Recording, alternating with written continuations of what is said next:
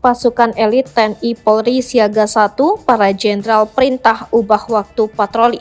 Mencekam setelah serangan ke markas TNI, tim aparat gabungan TNI Polri yang terdiri dari gabungan pasukan elit kini meningkatkan Siaga 1. Tujuannya untuk mengantisipasi bentuk serangan lain yang dilakukan kelompok kriminal bersenjata usai penyergapan markas KKB Kodap 3 Dugama yang menewaskan 3 anggota KKB di Kampung Aluguru, Kabupaten Duga, Papua Pegunungan.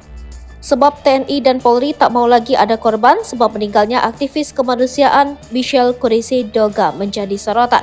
Panglima Kodam 17 Cendrawasih Majen TNI Iza Pangemanan seperti dilansir dari Kompas mengungkapkan bahwa aktivis perempuan Michelle Kurisi Doga termonitor sedang melakukan pendataan terhadap pengungsi Duga sebelum dirinya tewas dibunuh kelompok kriminal bersenjata.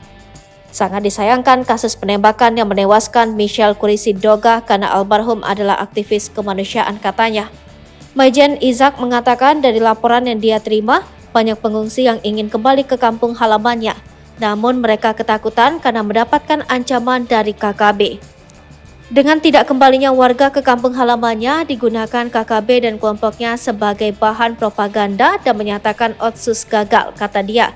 Sementara itu, Brigjen Pol Ramdhani Hidayat, Wakapolda Papua mengatakan pasca insiden ini, pihaknya siaga 1 sebagai bentuk kesiapan untuk berjaga-jaga agar tak ada korban sipil. Jangankan masyarakat sipil, korban dari pihak mereka pun kita tidak ingin ada kejadian ini sebab kita sama-sama manusia, ujarnya. Maka itu TNI dan Polri menghimbau agar masyarakat untuk tidak beraktivitas setelah lewat maghrib.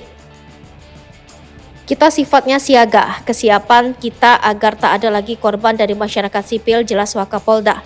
Siaga 1 dari patroli pun dilakukan jika menjelang malam agar tak ada lagi korban. Karena itu, Polda Papua menghimbau masyarakat untuk melakukan kegiatan siang hari, jelang maghrib ke atas sudah tak ada aktivitas. Untuk diketahui, dalam penyerangan ke markas KKB ada 3 pasukan elit gabungan dikerah, yakni di antara dari Satgas Tim Taipur, Satgas Yonif MR411 dan Satgas Elang serta pasukan elit dari kepolisian. Menanggapi tewasnya aktivis kemanusiaan dan serangan KKB, Ketua MPR RI Bambang Susatyo menilai tindakan KKB sudah memakan korban jiwa, tak hanya penduduk sipil dan aparat tetapi juga aktivis kemanusiaan.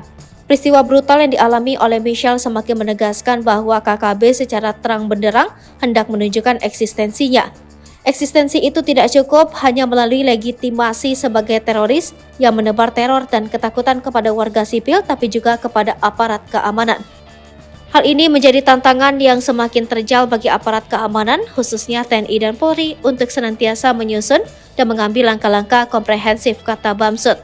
Menurut Bamsud, penumpasan tidak boleh lagi sekedar retorika, tetapi aksi konkret yang dilegitimasi oleh negara dan rakyat Papua yang selama ini memendam kekhawatiran dan ketakutan akibat kekerasan KKB.